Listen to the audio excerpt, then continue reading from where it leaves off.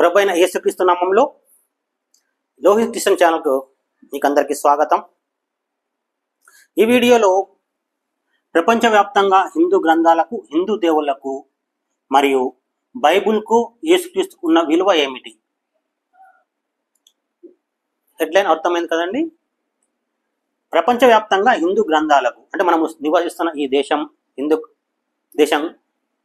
ఈ దేశంలో ఉన్న మనం చాలామంది హిందూ మతంను లేకుంటే హిందూ దేవుల మొక్కడం మానేశాం. పరాయి దేశం వాడు అనుకుంటున్నాం బైబిల్, లేకుంటే పరాయి దేశం అనుకుంటున్నా యేసుక్రీస్తుకు మనం మొక్కుతూ ఉన్నాం. చాలామంది ఈ దినాల్లో యేసుక్రీస్తుని మొక్కుట చేత హిందువులు వారి మీద దాడి చేస్తున్నారు. గర్వాపాసి అంటూ వారిని భయభ్రాంతులకు గురి చేస్తున్నారు, చంపుతూ ఉన్నారన్నమాట. ఇటువంటి దినాల్లో మనం విశ్వాసంలో, యేసుక్రీస్తుల విశ్వాసంలో స్థిరంగా ఉండాలి అంటే తెలుసుకోవాల్సిన కొన్ని విషయాలు ఉన్నాయి. ఈ దినం ఆ విషయాలు చెప్తానండి. ఈ వీడియోలో ఆ విషయాలు మీకు చెప్తాను. ఏ విషయాలు తెలుసుకోవాలి? దేవుడు ఒక్కడు అనే విషయం తెలుసుకోవాలి. మనుషులందరూ, భూమి మీద ఉన్న వాళ్ళందరూ దేవుడు ఒక్కడు అనేది తెలుసుకో. ఆ దేవుడికి మతం అవసరం లేదు, మతంతో సంబంధమే లేదు. దేవుడు పుట్టించిన మనుషులు ఉన్నారు, దేవుడు ఉన్నాడు కనుక ఆ దేవుడు ఇచ్చిన మనుషులే సరైన వాళ్ళు. అది సరైన విధానం కానీ మతం సరైన విధానం కాదు.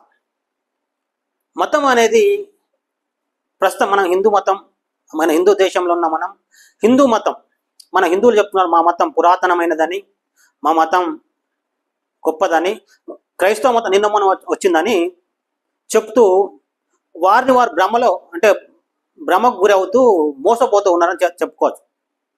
బైబిల్ చెప్తుంది మోసపోకుడు దేవుడు వెక్కిరింపబడడు, దేవుడు వెక్కిరింపబడడు అని బైబిల్ చెప్తున్నమాట. మోసపోతే వెక్కిరింతల పాలు అవుతాం. ఏ మోసం? ప్రస్తుతం ఈ దినాల్లో చాలా మందిని గర్వాపసి చేస్తున్నారు మత ఛాందసవాదులు, మతోన్మాదులు అని చెప్పుకోవచ్చు. అయితే మతోన్మాదుల మూలంగా కానీ లేకుంటే తోటి ప్రజల మూలంగా మోసపోయి నరకానికి వెళ్తే వారంత ఘోరమైన బ్రతుకు వేరొకరికి ఉండదని చెప్పుకోవచ్చు. అయితే దేవుడు ఒక్కడు, బైబిల్ చెప్తుంది దేవుడు ఒక్కడు, మన హిందూ గ్రంథాలు చెప్తున్న దేవుడు ఒక్కడు. కానీ మన హిందూ గ్రంథాల ప్రకారం దేవుడు ఒక్కడు అంటూ అందరినీ దేవుళ్ళుగా మొక్కుతూ ఉన్నారన్నమాట. మన ఒక సామెత ఉంది, నామాలన్నీ వేరైనా నారాయణుడు ఒక్కడే అన్న. అయితే అది నిజమే, 100% నిజమని చెప్పుకోవచ్చు. ఏది? నామాలన్నీ వేరైనా నారాయణుడు ఒక్కడే, కానీ రూపాలు వేరు కాదు. మళ్ళా నారాయణ రూపం ఎప్పటికీ ఒకటే ఉంటుంది, వేరే తీరు లేదు, ఉండదు. అది తప్పు. ఏ రూపాన్ని బట్టి ఆ రూపంను నారాయణుడు అనుకోవడం అది పాపము. ఆ పాపానికి ఫలితమే నరకము. దేవుడు ఒక్కడు, ఒక్కడిని మొక్కొచ్చు. ఆ ఒక్కడికి రకరకాల పేర్లు ఉంటాయి, కానీ రకరకాల రూపాలు లేవు. అది తప్పు, అది పాపం. మరలా దేవుడికి భార్య అవసరం లేదు, దేవుడికి భార్య పిల్లలు అవసరం లేదు. దేవుడు భార్యను కలిగి ఉంటే మనతో సమానమైన వాడన్నమాట. ఏమని అర్థం చేసుకోవాలి? దేవుడికి భార్య ఉంది అంటే ఆయన మనతో సమానమైన వాడు, ఇక మనకంటే గొప్ప లేదు. కొందరు విచిత్రంగా అనుకోవచ్చు, దేవుడికి భార్య ఉంది కనుకనే మనం భార్యను చేసుకోగలుగుతున్నాం. పురుషులు అనొచ్చు అనమాట. అరే నీకు తెలివి లేదు, ఏం మాట్లాడుతున్నావు? దేవుడికి భార్య ఉంది కనుక మనకు భార్యను చేశాడు దేవుడు. దేవుడికి భార్య లేకపోతే మనం కూడా ఏకాకులుగా ఎవరికి వారు ఉండాల్సి వచ్చింది అనేది తప్పు అభిప్రాయం. దేవుడు అంటే మామూలుడు కాదు. బైబిల్ చెప్తున్న ఆయన గురించి, నా సింహాసనం ఆకాశంలో ఉంటుంది, భూమి మీద నా కాళ్ళు పెట్టుకుంటే అంత గొప్ప దేవుడు. ఆయన పుట్టినప్పుడు ఎవరు లేరు, ఆయన ఉన్నప్పుడు ఎవరు కూడా లేరు. ఆయనతో సమానంగా, ఆయనకు పిల్లని ఇవ్వడానికి ఆయనతో సమానంగా ఎవరైనా ఉండాలన్నమాట. బైబిల్ చెప్తుంది ఆయన ఒక్కడే ఉన్నాడంట. ఎప్పుడు? భూమి లేనప్పుడు, ఆకాశం లేనప్పుడు, ఏం లేనప్పుడు ఆయన ఒక్కడే ఉండేవాడు. ఆయన తన శక్తి చేత, తన బలం చేత, తనకున్న దమ్ము చేత ఆయన మనుషులను పుట్టించుకున్నాడు. ఎలా? ఆయన పెళ్లి చేసుకుని కాదు, దేవుడు పెళ్లి చేసుకుని పిల్ల కనలేదు. ఆయన శక్తి చేత మట్టిని తీసి, మట్టితో బొమ్మను చేసి, ఆ బొమ్మలో జీవవాయువు ఊదగా మొదటి మనిషి అనగా ఆదాము ఉనికిలోకి వచ్చాడు. పుట్టలేదు, ఆయన ఉనికిలోకి వచ్చాడన్నమాట. దేవుడు బొమ్మను చేసి ఆ బొమ్మలో జీవవాయువు ఊదగా మొదటి మనిషి పుట్టుకొచ్చాడని బైబిల్ స్పష్టంగా చెప్తుంది అన్నమాట. అందువలన ఆ మనుషులకు ఒక్కడే దేవుడు, అనేకులు కాదు, అనేకులు అవసరం లేదు. అది పాపం అని బైబిల్ చెప్తుందన్నమాట. అయితే దేవుడు అనే స్టాండర్డ్ మనుషులు ఎలా చేస్తున్నారు? దేవుడు అనే స్టాండర్డ్ను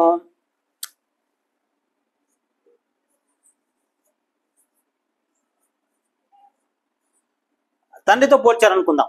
దేవుడు అనే స్టాండర్డ్ను దేవుడు మనుషులతో తండ్రితో పోలిస్తే ఈ ప్రపంచవ్యాప్తంగా 300 కోట్ల లేకపోతే 200 కోట్ల కుటుంబాలు ఉంటాయన్నమాట. అంటే 200 కోట్ల కుటుంబాలు 200 తండ్రులు ఉంటాయన్నమాట. అంటే 200 కోట్ల తండ్రులు అనే వాళ్ళు ఉంటారు.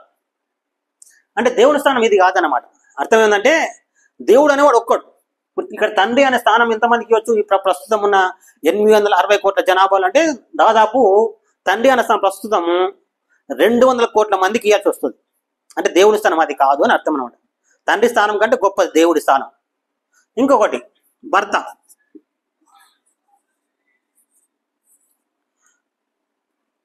భర్త అనే స్థానం దేవుని స్థానమా? ఇప్పుడు భర్త లేక ప్రస్తుతం మన దేశానికి అందరూ దేవుళ్ళే, ఎంతమంది దేవుళ్ళే ఉండొచ్చు అనుకుంటే ఆ భర్త స్థానం కూడా కాదు దేవునిది. ప్రస్తుతం భర్త అనే స్థానం అంటే 860 కోట్ల జనాభాలో ఎంతమందికి ఇవ్వచ్చు? ఇక్కడ 200 తండ్రి స్థానాలను ఇచ్చాం మనం. 200 కోట్ల తండ్రి స్థానం ఇచ్చినప్పుడు 200 కోట్ల భర్త స్థానం కూడా ఇవ్వచ్చు అనమాట. అంటే 200 కోట్ల భర్త అంటే దేవుడు అంతా అటువంటి వాడు, భర్త స్థానం లాంటి వాడు. అంటే ప్రతి స్త్రీకి ఒక భర్త ఉన్నట్టు, ప్రతి కుటుంబంలో ఒక తండ్రి ఉన్నట్టు, దేవుడు కూడా ప్రతి దేశానికి ఒక దేవుడు అని, ప్రతి కులంకో దేవుడు అనేది స్థానం కాదు ఆయనది. ఇంకొక అంశం చూద్దాం. రాజు అంటే ఇటువంటి తండ్రులు ఇటువంటి భర్తలు చాలా మంది ఉన్న దేశాన్ని దేశం అంటాం. అంతమంది ఉన్నదాన్ని దేశము అంటారన్నమాట. ఆ దేశానికి ఒక రాజు ఉంటాడన్నమాట. దేవుని స్థానం ఇదా? ఇటువంటి దేశాలు ఈ ప్రపంచంలో 200 దాకా ఉన్నాయన్నమాట. అంటే అన్నిట్లో రాజులు లేకపోయినా ఒకవేళ రాజులు ఉంటే 200 మంది వరకు రాజులు ఉంటారన్నమాట. అంటే దేవుని స్థానం రాజుతో సమానమా? కాదు, ఈయనకంటే గొప్పదన్నమాట. వీళ్ళకంటే గొప్ప స్థానం, ఈయనకంటే గొప్ప స్థానం, వీళ్ళకంటే గొప్ప స్థానం దేవుడిది. అది భూమిని ఉట్టేసిన వాడిది అన్నమాట స్థానం. అది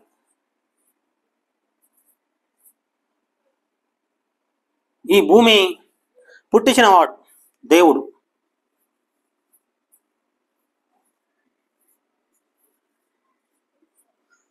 ఈ తండ్రి స్థానం కలిగిన వారు, ఈ భర్త స్థానం కలిగిన వారు, ఈ రాజు స్థానం కలిగిన అందరూ ఈ భూమి మీద ఉంటున్నారు. ఈ భూమి ఒక్కటే, అనేకం లేవు, ఒక్కటే. అయితే బైబిల్ చెప్తుంది యెషయా గ్రంథం 45వ అధ్యాయం 12వ వచనంలో, భూమిని కలగజేసిన వాడు నేనే, దాని మీద నరులను నేనే సృజించి తిని అని యేసుక్రీస్తు చెప్తున్నాడు.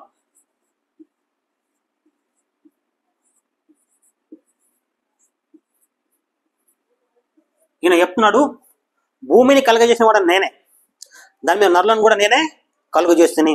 అయితే ఈయన మనిషిగా పుట్టాడు 2000 సంవత్సరాలప్పుడు మనిషిగా పుట్టాడు. కానీ ఈయన మనిషిగా పుట్టక మునుపు యెహోవా అని పిలువబడేవాడు. అంటే అప్పుడు కనబడని దేవుడు.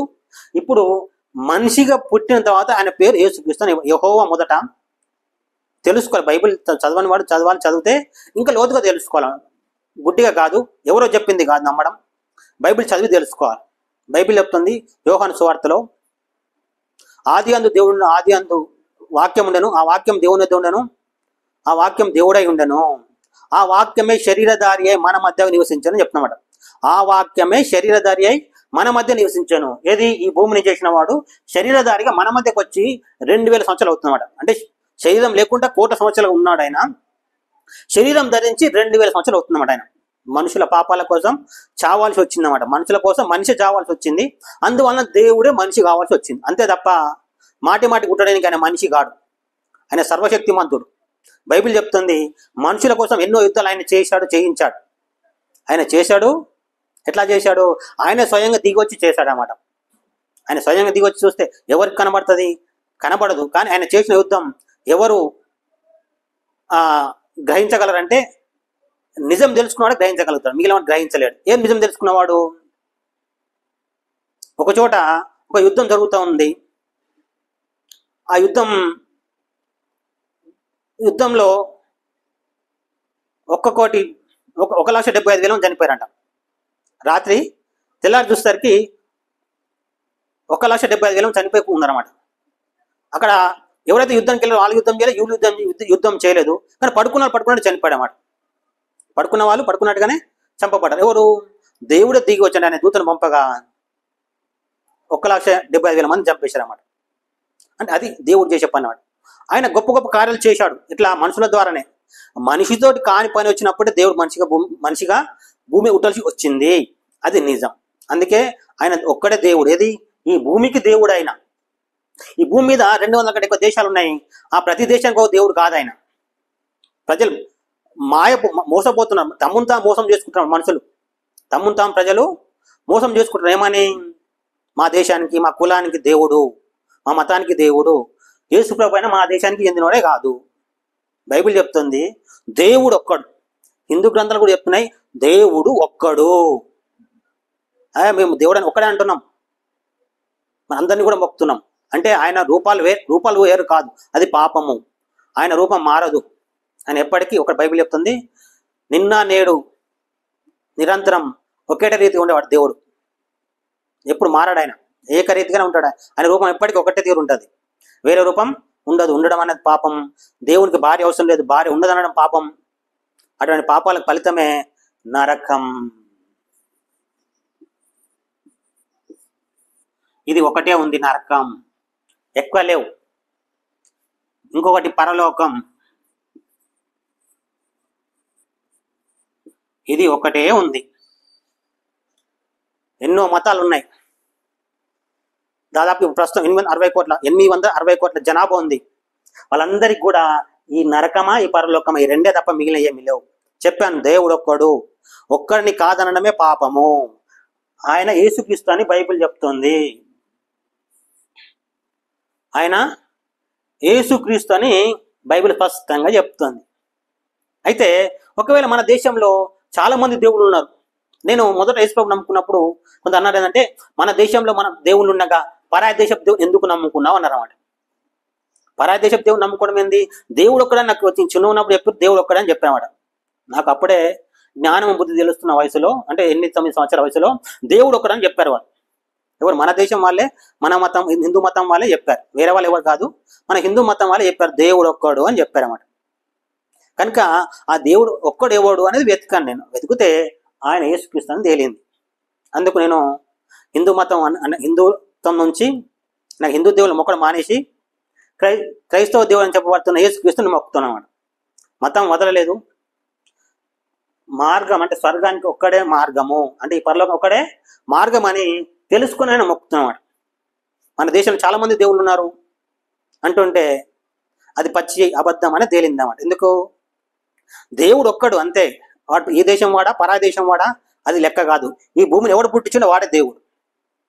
ఈ భూమి మనం ఉంటున్న ఈ భూమిని పుట్టించిన వాడే ఆ దేవుడు. ఈ భూమి మీద ఇద్దరిని మనుషులను పుట్టించాడు దేవుడు. ఎంతమందిని? ఇద్దరిని మాత్రమే. మొదట ఆదాము అనే పురుషుణ్ణి, తర్వాత ఆ ఆదాము అనే పురుషుని యొక్క ఎముకను మాంసం తీసి స్త్రీని చేశాడు. వారిద్దరిని జతపరిచాడు. ప్రస్తుతం వారికి పుట్టిన సంతానం ఈ భూమి మీద ఉంది, తప్ప మిగిలిన వాళ్ళు లేరు. అయితే మనుషులు ఇప్పటికి పుట్టి ఎన్ని సంవత్సరాలు అవుతుంది అంటే 8,000 సంవత్సరాలు అవుతుంది, అంతకంటే ఎక్కువ లేదు. 8,000 సంవత్సరాలు మాత్రమే అవుతుంది, అంతకుముందు లేదు. అంతకుముందు ఏం లేదు, మనిషి లేడు. కానీ మనిషిని పోలిన జంతువులు ఉన్నాయి. బైబిల్ చెప్తుంది మనిషిని పోలిన జంతువులు చాలా ఉన్నాయన్నమాట.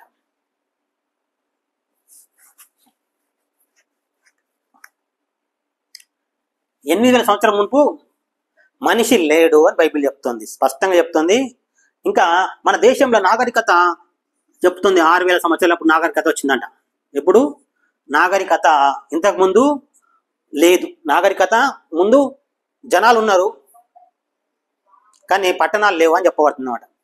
అందువల్ల కూడా తెలుసుకోవచ్చు ఏమని, దేవుడు ఒక్కడే అని చెప్పుకోవచ్చు అన్నమాట. అంతకుముందు దేవుళ్ళు ఎవరు లేరు, ఒక్కడే ఉన్నవాడు. ఈ భూమిని చేసిన వాడే దేవుడు. అంటే దేవుని స్థానం తండ్రి కంటే గొప్పది, భర్త కంటే గొప్పది, రాజు కంటే గొప్పది. ఈ భూమిని చేసిన వాడు ఒక్కడు. ఈ భూమిని కాదు, ఈ భూమితో పాటు ప్రస్తుతం చూస్తున్న మనం రాత్రిపూట చూస్తున్న నక్షత్రాలు కోట్ల కొలది ఉన్నాయి, అవన్నిటిని చేసిన వాడు కూడా ఒక్కడే, ఆయన యేసుక్రీస్తు.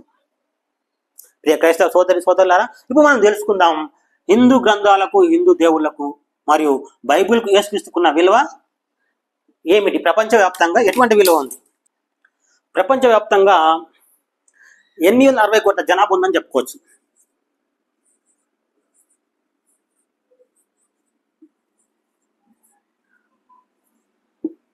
ప్రపంచవ్యాప్తంగా 860 కోట్ల జనాభా ఉందని చెప్పుకోవచ్చు. ఇందులో హిందువులు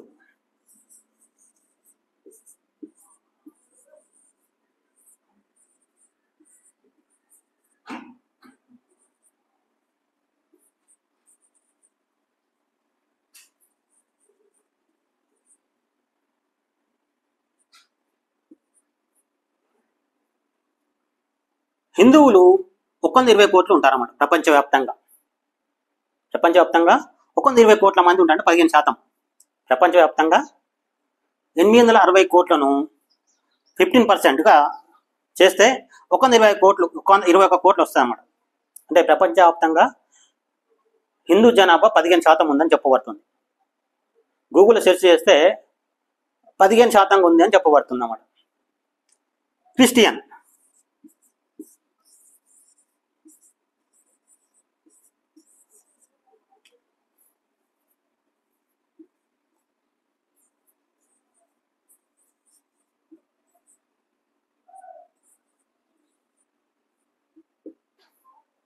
హిందువులేమో 120 కోట్లు ఉన్నారు, క్రిస్టియన్స్ ఏమో 264 కోట్లు ఉన్నారు అన్నమాట. 33%. ప్రపంచవ్యాప్తంగా క్రైస్తవుల శాతం ఎంత? 33%. 264 కోట్ల జనాభా ఉంటుంది అన్నమాట. ఇది క్రైస్తవుల శాతం. ఎప్పుడు? యేసుక్రీస్తు వచ్చిన తర్వాత, అంటే 2000 సంవత్సరాల తర్వాత వచ్చిన క్రైస్తవులు ఏమో 264 కోట్లు. మాది లక్షల సంవత్సరం చెప్పబడుతున్న హిందువుల సంఖ్యనేమో 121 కోట్లు. అంటే సగం కూడా లేదన్నమాట జనాభా. ఇది హిందూ దేవుళ్ళకు, హిందూ గ్రంథాలకు దాంట్లో మనం తెలుసుకుంటున్నాం. ఇది అంటే ఎందుకు తెలుసుకుంటున్నాం అంటే హిందూ గ్రంథాలకు, హిందూ దేవుళ్ళకు మరియు బైబిల్కు యేసుక్రీస్తుకున్న విలువ ఏమిటి అనే దాని విషయంలో ఈ విషయం తెలుసుకున్నాం. సరే, హిందూ గ్రంథాలు ప్రపంచవ్యాప్తంగా ఎన్ని ఉండాలి?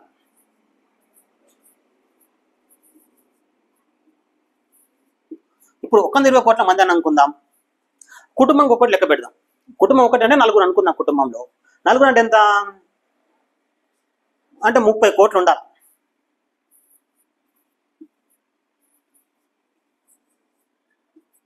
30 కోట్ల గ్రంథాలను ఉండాలంటే రామాయణం అనే గ్రంథం ఉందనుకోండి, అది ఇంటికి ఒక లెక్క పెడితే 30 కోట్లు ఉండాలి.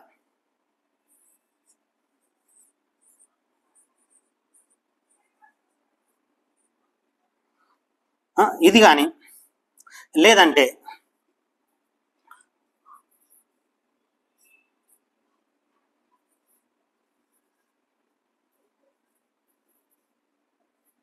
భగవద్గీత కానీ, అంటే ప్రతి ఇంటికి ఖచ్చితంగా ఉండాల్సింది హిందూ గ్రంథాలు. అవి హిందువులు ఉన్నప్పుడు హిందూ గ్రంథం ఉండాలి, క్రైస్తవులు ఉన్నప్పుడు క్రైస్తవ గ్రంథం ఉన్నట్టే హిందువులు హిందూ గ్రంథాలు ఉండాలి.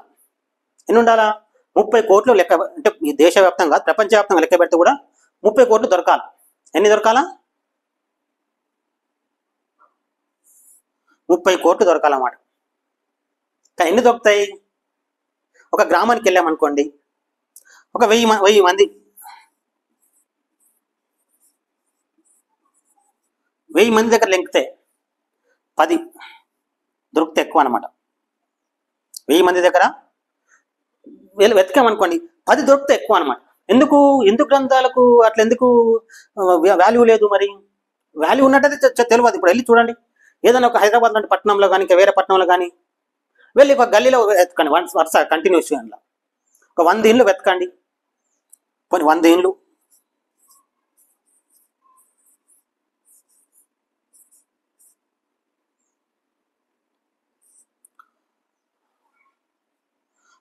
వెతకండి,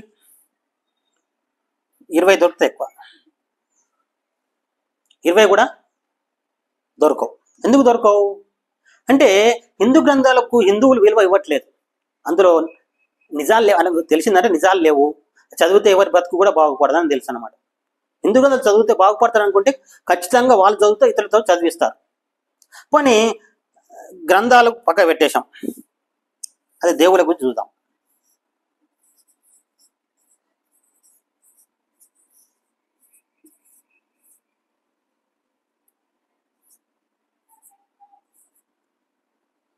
హిందూ దేవుళ్ళ చూద్దాం. ప్రపంచవ్యాప్తంగానేమో 120 కోట్ల మంది ఉన్నారు. అవును కదా? 120 కోట్ల మంది.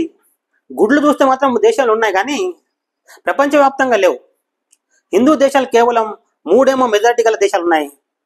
మూడేమో సగం మెజార్టీ గల దేశాలు ఉన్నాయి. అంటే 6 దేశాలు మాత్రమే, అంటే 6 దేశాలు కాదు, 3 మాత్రమే ప్రపంచవ్యాప్తంగా 194 దేశాలు దాదాపు మెజార్టీ కలిగినవి.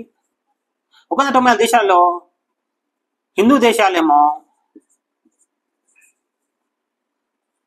3+3, 3 ఫుల్ మెజార్టీ కలిగినాయి, 3 సగం మెజార్టీ కలిగిన దేశాలు.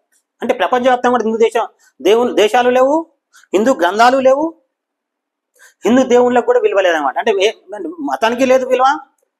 మతానికి విలువ ఉంటే ప్రపంచవ్యాప్తంగా ఎన్ని ఉండాలి? 194 దేశాలకు 100 దేశాలను ఉండాలి.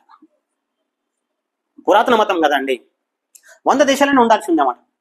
అని ఉండాలా? కానీ ఎన్ని ఉన్నాయి? 3 పూర్తి మెజార్టీ, 3 సగం మెజార్టీ అనమాట.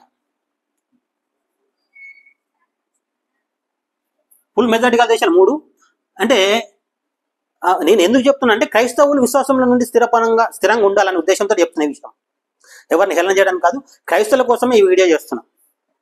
క్రైస్తవులు గర్వాపసి కావడం అనేది మరి ఎందుకు అవుతున్నారు అనేది వాళ్ళు తెలుసుకోవాలి. నిజం ఏంటంటే దేవుడు ఒక్కడున్నాడు, దేవునికి ఒక శత్రువు ఉన్నాడు. ఆ శత్రువు మనుషులు నరకంగా తీసుకోదలిచి రకరకాల అబద్ధాలు కల్పిస్తున్నాడు వాడు అనమాట. దానిలోని భాగమే అందరూ దేవుళ్ళే, అంతటా ఎవరైనా దేవుడే అనేది సాతాను పుట్టించిన కథనం ఇదంతా. అయితే తోటి మనుషులు నరకానికి నడిపిస్తున్నారు. వారు మోసపోతూ ఇతరులు కూడా మోసం చేస్తున్నారు అనమాట. క్రైస్తవ సోదరుడా, నిజం తెలుసుకో. దేవుడు ఒక్క దేవుడే మనల్ని పుట్టించాడు. ఈ భూమిని పుట్టించిన దేవుడు కూడా ఒక్కడే, ఆకాశం పుట్టిన దేవుడు ఒక్కడే, కోట్ల సూర్యులు కనబడుతున్నారు, ఆ అన్ని పుట్టించిన దేవుడు కూడా ఒక్కడే. ప్రస్తుతం ఉన్న భూమి ఉన్న మనుషులందరినీ కూడా పుట్టించిన దేవుడు ఒక్కడే, ఆయన యేసుక్రీస్తు. ఇప్పుడు యేసుక్రీస్తు, ఒకప్పుడు యేసుక్రీస్తు కాదు, ఆయన పేరు యెహోవా.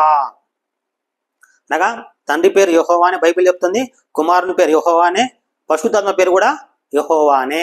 మనం మొక్కుతున్న యేసుక్రీస్తు ఈ ముగ్గురు యెహోవాలో ఒక్కడుగా ఉన్నాడు. కానీ దేవుడు ముగ్గురు కాదు, దేవుడు ఒక్కడే. ఎట్లా అవుతాడు ఒక్కడు? భూమిని కలగజేసిండు ఒక్కడు, ఆ ముగ్గురులో ఒక్కడు అంటే యేసుక్రీస్తు.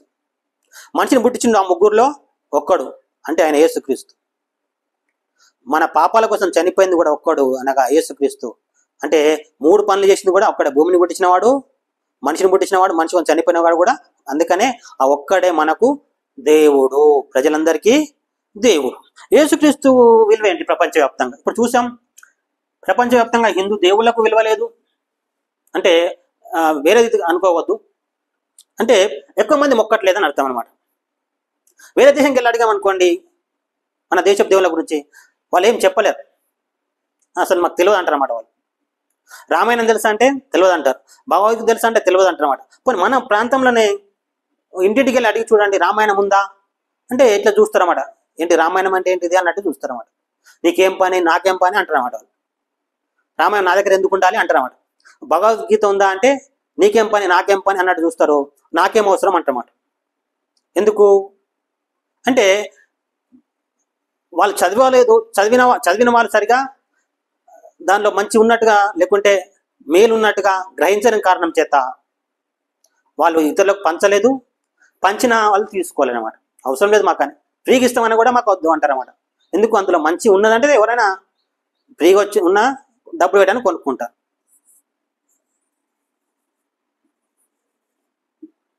ఇప్పుడు ప్రపంచవ్యాప్తంగా బైబిల్ వివరాలు తెలుసుకుందాం. ఈ బైబిల్ ప్రపంచం అన్ని దేశాల్లో దొరుకుతుంది అన్నమాట. దొరకని దేశం అంటూ ఉండదు. బైబిల్ అయితే దొరకని దేశం అంటూ ఉండదు. ఆ దేశంలో క్రైస్తవ దేశం కాదు ఇది. ప్రస్తుతం మన హిందూ దేశం క్రైస్తవ దేశం కాదు. కానీ దాదాపు 5% to 10% క్రిస్టియన్స్ వెళ్తారన్నమాట. అంటే 160 కోట్లు ఈ దేశ జనాభా అయితే, అంటే ఎంతమంది? 5 కోట్ల నుంచి 10 కోట్లు, అంటే అంటే 700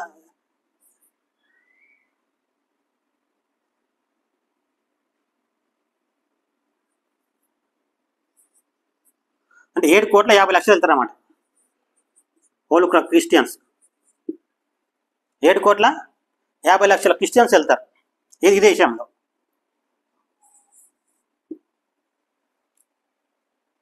$7,50,00,000 దగ్గర బైబిల్ అడిగామనుకోండి, ఈ 7,50,00,000 ప్రజల దగ్గర, క్రిస్టియన్స్ దగ్గర బైబిల్ అడిగితే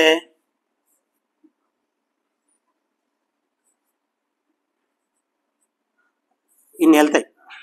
బైబిల్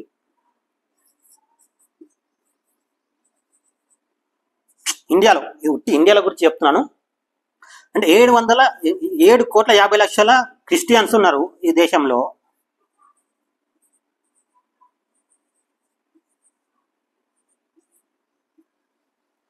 వారి వద్ద మీ దగ్గర బైబిల్ ఉందని అడుగుదాం అనుకోండి, ఎన్ని వెళ్తాయి? ఇంకా 25 లక్షలు ఎక్కువనే వెళ్తాయి. ఎన్ని వెళ్తాయి? బైబిల్కి వాల్యూ చూడండి. ఈ దేశంలోనే హిందూ గ్రంథాలైన వాటికి విలువ లేదు. ఇది హిందూ దేశం, హిందూ మతం ఉన్నది, హిందూ దేవుళ్ళని చెప్పబడిన ప్రతి వారు ఈ దేశంలో పుట్టారు. అటువంటి వారి పుస్తకాలు మొక్కేవారి వద్దకు వెళ్ళి అడిగితే ఇంటికి వెళ్ళినా దొరకదు, గుడికి వెళ్ళినా కూడా దొరకదు. అటువంటి పరిస్థితి అన్నమాట హిందూ గ్రంథాల పరిస్థితి. ఈ దేశంలో దేవుళ్ళని మాత్రం మొక్కుతారు, కానీ గ్రంథాలకు విలువ లేదు. పరా దేశానికి వెళ్తేనేమో ప్రపంచవ్యాప్తంగా చూసుకుంటే హిందూ దేవుళ్ళకు ఎక్కడ కూడా విలువ లేదు. ఎందుకు విలువ లేదు అంటే మన దేశం వాళ్ళు అంటారు ఏంటంటే, మాకు అది మా దేవుడు చెప్పలేదండి చెప్పమని, మీ లెక్క మత ప్రచారం చేయమని చెప్పలేదండి అంటారన్నమాట వాళ్ళు. అంటే ఆ గ్రంథాల్లో లేదు, వాళ్ళు చెప్పలేదు. ఎందుకు చెప్పరు? వాళ్ళకి ఏం అవసరం చెప్పడానికి? ఆ గ్రంథాలకు అవసరం లేదు, మనుషులకు కూడా అవసరం. కానీ బైబిల్ దేవుడు మనిషిని పుట్టించినవాడు. బైబిల్ దేవుడు ఎవరు? మనిషిని పుట్టించినవాడు.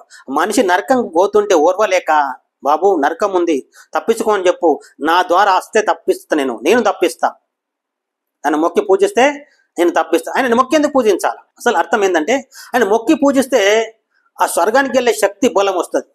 బైబిల్ చదువుతూ ఉంటే స్వర్గానికి ఎలా వెళ్ళాలో తెలుస్తుంది. స్వర్గంకి వెళ్ళకుండా ఆటంకం ఏమిటిదో తెలుస్తుంది అన్నమాట. స్వర్గంకి వెళ్ళకుండా ఆటంకం ఏందో తెలుస్తుంది. స్వర్గం అనేది కోట్ల సంవత్సరాలు ఉంటుంది, నరకం అనేది కోట్ల సంవత్సరాలు ఉంటుంది అన్నమాట. ఏ సోదరుడా, క్రైస్తవ సోదరుడా, దయచేసి గర్వాపస్ అనే మాట నీ బ్రతుకు ఎన్నడూ రాకూడదు. ఈయన తప్ప ఇంకో దేవుడు ఉన్నాడు ఆలోచన కూడా నీకు తలంపులో కూడా రాకూడదు. అది పాపం. బైబిల్ చెప్తుంది, నేను తప్ప ఇంకొక దేవుడు నీకు ఉండకూడదు, నేనే భూమిని ఆకాశం కలగజేసిన వాడని చెప్తున్నా. ఆయన భూమిని కలగజేసిన వాడు నేనే, దాని మీద నర్ల నేనే సృజించి తిని, అంత స్పష్టంగా చెప్తున్నాను. నేనే ఒక్కనే, నేను తప్ప ఇంకొక దేవుడు లేడు అని చెప్తున్నాను. ఇంకొక దేవుడు లేడు అని ఆయనకి ఎన్ని గుండెలు, వాడికి ఎన్ని గుండెలు అండి అంటున్నారు మనుషులు. వాళ్ళు ఏం మాట్లాడుతున్నారో, వాళ్ళకి ఏం తెలిసి మాట్లాడుతున్నారో అని నేను అంటున్నాను అనమాట. దేవుడు ఒక్కడని బైబిల్ చెప్తుంది. దేవుడు ఒక్కడని పెద్ద మనుషులు కూడా చెప్పారు. నాకు చిన్న ఉన్నప్పుడే చెప్పారు. ఎంత 8 సంవత్సరాల వయసులో దేవుడు ఒక్కడా అని చెప్పారు నాకు. ఇప్పుడు కొత్తగా నేను చెప్పట్లేదు. ఇప్పుడు నాకు 48 సంవత్సరాల వయసు, నేను కొత్తగా చెప్పట్లేదు. నాకు చిన్న ఉన్నప్పుడే చెప్పారు. చిన్న అంటే దాదాపు 8 సంవత్సరాల వయసు అంటే 40 సంవత్సరాలప్పుడే చెప్పారు నాకు. ఏమని? దేవుడు ఒక్కడు. ఆ మాట అబద్ధంగా నిజమే, కానీ అందరూ దేవుడు అనేది, మన దేశపు దేవుడు మనకు అనేది పచ్చి అబద్ధము, పచ్చి మోసం. దానికి ఫలితం నరకం. ఎందుకు నరకం? ఎందుకు నరకం అంటే, మనం పుట్టించిన దేవుని తృణీకరించడం చేత మనకు నరకం కలుగుతుంది అన్నమాట. మనం పుట్టించిన దేవుని మొక్కితే పరలోకం వెళ్ళడానికి అన్ని మార్గాలు ఆయనే తెరుస్తాడు. అందుకే బైబిల్ అన్నాడు, నీకు నూతన మనసు కలగజేస్తా, నూతన హృదయం నీకు ఇస్తాను నేను అని అంటున్నాడు. నూతన హృదయం ఇస్తాడట ఆయన, నూతన మనసు ఇస్తాడంట, బలం ఇస్తాడు పరలోకం వెళ్ళడానికి. అడ్డుకునే శక్తులు అన్నింటినీ పారదోలుతాడు. ఎవరైతే అడ్డుకుంటారో మనం స్వర్గానికి వెళ్ళకుండా అవన్నిటి పారదోలే శక్తి బలం ఆయన దగ్గర ఉంది, మనకు కూడా ఇష్టం. అందుకే పాములను తేలం దొక్కడం మీకు అధికారం ఇచ్చిందని చెప్పినాడు యేసు ప్రభు. నేను మీకు పాములను తేలం దొక్కటకు అధికారము ఇచ్చి ఉన్నాను అని చెప్పాడు ఆయన. అయితే ఎన్ని దొరుకుతాయి అంటే, 100 మంది క్రైస్తవులు ఉంటే 110 పుస్తకాలు దొరుకుతాయి మనకి, గ్రంథాలు. 100 మంది క్రైస్తవులు ఉంటే 110 దొరుకుతాయి. అదే 100 హిందువులు ఉన్నారంటే ఉట్టి 10 మాత్రమే దొరుకుతాయి అన్నమాట. అంటే 10 అంటే 1% అనమాట. ఎన్ని? 10% అనమాట. కేవలం 100 మంది దగ్గర హిందూ గ్రంథాలు అనుకో 1% దొరుకుతాయి, 10 కూడా దొరకవు. 1000 మందికి దగ్గర 10 దొరుకుతాయి, అంటే 1% అనమాట. క్రైస్తవులు ఏమో 101% ఉంటే అది గ్రంథాలు, హిందువులకు గ్రంథాలు 1% అనమాట. 0 కాదు, 1% అనమాట. అంటే ఆ గ్రంథాల్లో నిజం లేదు అని అర్థం ఏంటంటే, ఆ గ్రంథాల్లో నిజాలు లేవు అని. బైబుల్లో నిజం ఉన్నందువలన ఎంతమంది చదువుతున్నారు అంటే 101%. అంటే 4 ఉన్న చోట, ఒక చోట 4 ఉన్న చోట 5 గ్రంథాలు ఉంటాయి. ఎందుకు? ఒక పాత పుస్తకం అయిపోయింది అనుకోండి, బైబిల్ చనిపోయింది అనుకోండి, అది పక్కకు పెట్టి ఇంకోటి కొనుక్కుంటారు. అది అంత బైబిల్ యొక్క విలువ. యేసుక్రీస్తు యొక్క విలువ ఏంది? ప్రపంచవ్యాప్తంగా చూసినా కూడా దాదాపు 204 కోట్ల మంది ఉన్నారన్నమాట క్రైస్తవులు. 264 కోట్లు. ఎక్కడికైనా వెళ్ళి చూడు, ఇప్పుడు 264 కోట్లు అంటే 300 కోట్ల బైబిల్ దొరుకుతాయి.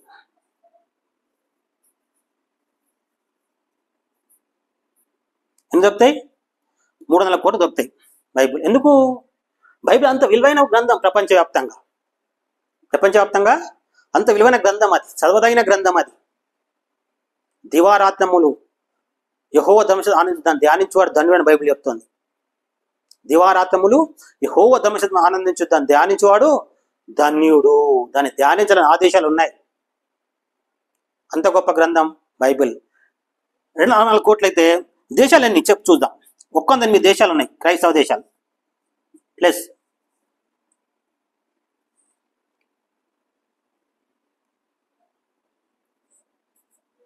11 సగం మెజార్టీ గల క్రైస్తవ దేశాలు ఉన్నాయి. 108 ఏమో ఫుల్ మెజార్టీ.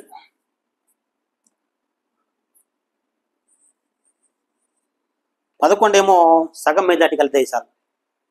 మనం ఇంతకుముందు చూసాము, హిందూ దేశాలన్నీ 3 ఫుల్ మెజార్టీ, 3 హాఫ్ మెజార్టీ గల దేశాలు.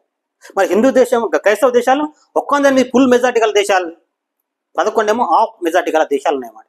ఎందుకు? నిజమైనందువల్ల. వాళ్ళు ప్రజలందరూ ప్రపంచం అంతా దేవుణ్ణి తెలుసుకున్నారు. ఎవరు? నిజమైన దేవుడు ఒక్కడే అని తెలుసుకున్నారు. ఆ ఒక్కడు యేసుక్రీస్తు అని తెలుసుకున్నమాట. ఆ ఒక్కడు మన దేశంలో పుట్టినా వేరే దేశంలో పుట్టినా మనం ఆయన మొక్కాలి, పూజించాలి తీర్మానం చేసుకొని వాళ్ళు మొక్కుతూ పూజిస్తున్నారు. క్రైస్తవులను మనం నిజమైన దేవుడు ఎవరు తెలుసుకొని క్రైస్తవులకు వచ్చిన నువ్వు నేను మేలు జరిగినా జరగకపోయినా, దేవుడు మనకు మొక్కింది ఇచ్చిన ఇవ్వకపోయినా, బ్రతుకు కాలం మీద ఆయనకే మొక్కి జీవించాలి. ఆయన పరలోకం మనకి ఇస్తాడు.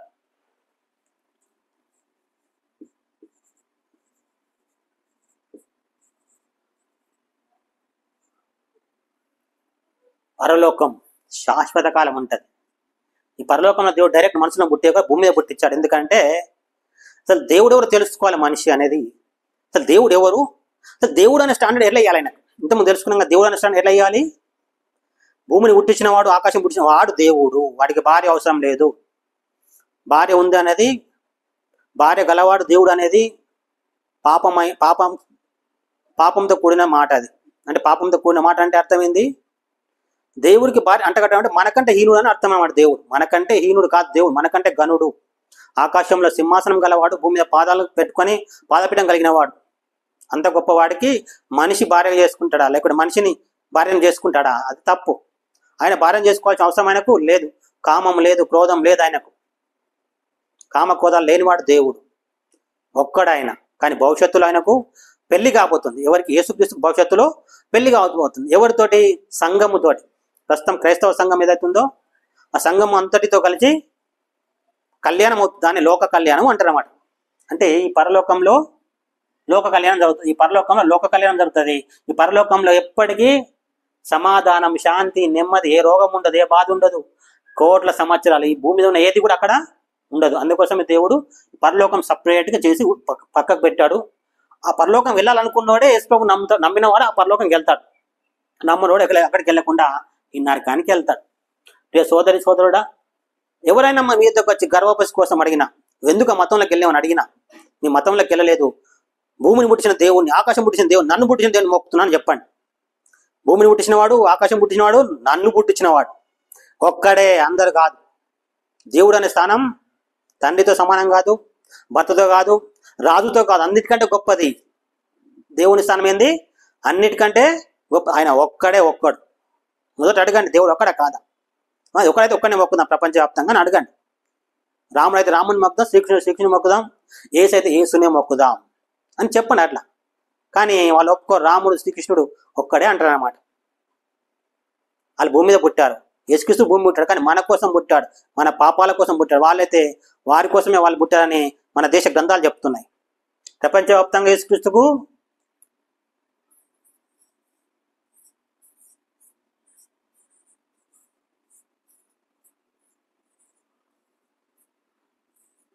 యేసుక్రీస్తుకు ఎంత విలువ ఉంది? 101%. హిందూ దేవులకు ఎంత ఉంది విలువ?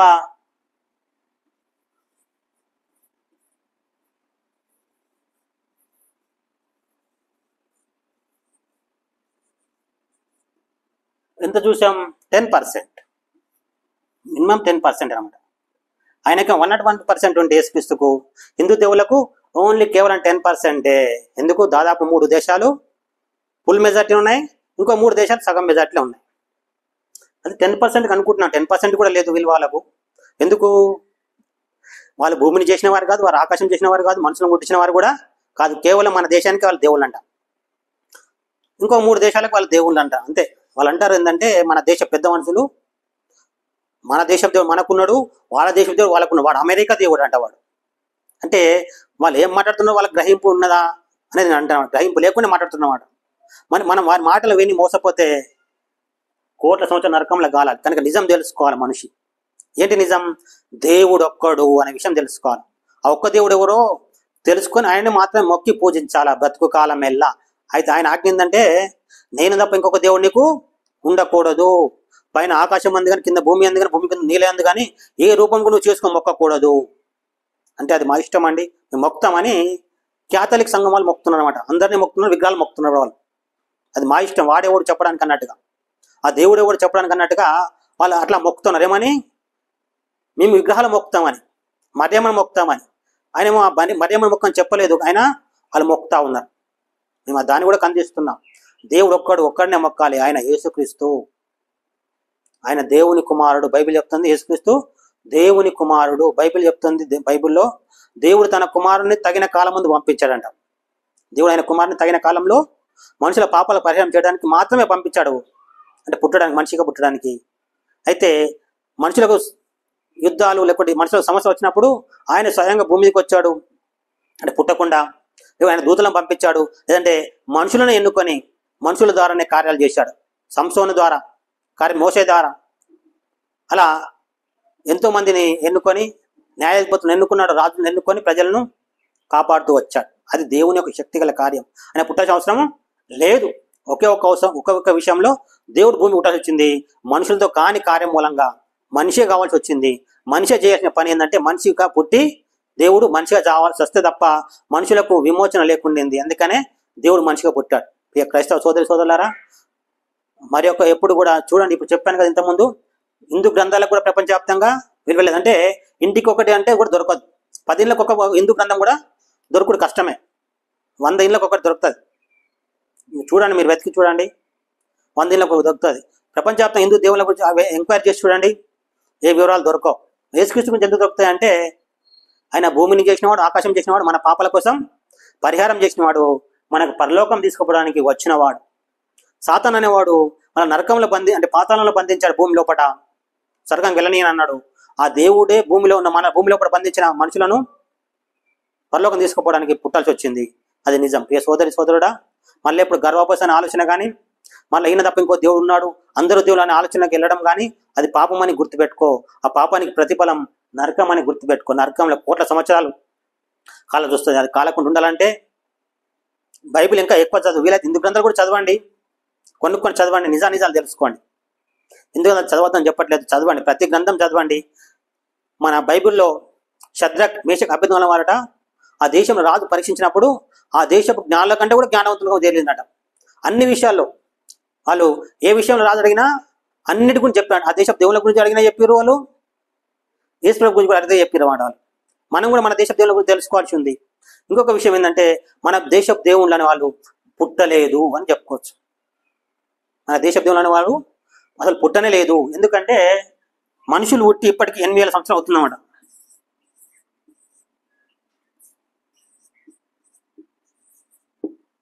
మనుషులు పుట్టి ఇప్పటికీ 8,000 సంవత్సరాలు. కానీ మన మతం, హిందూ మతం 8,000 సంవత్సరాలు మునుపు ఉందని చెప్తాం. మన హిందూ దేవుళ్ళు కూడా 8,000 సంవత్సరాలు మునుపు ఉన్నారని చెప్పబడుతున్నమాట. మనిషి లేనప్పుడు వాళ్ళు ఎక్కడ పుట్టారు?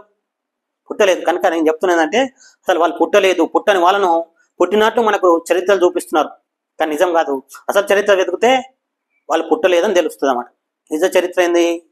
8,000 సంవత్సరం మనిషి లేడు. అసలు 8,000 సంవత్సరం మునుపు మనిషి లేడు.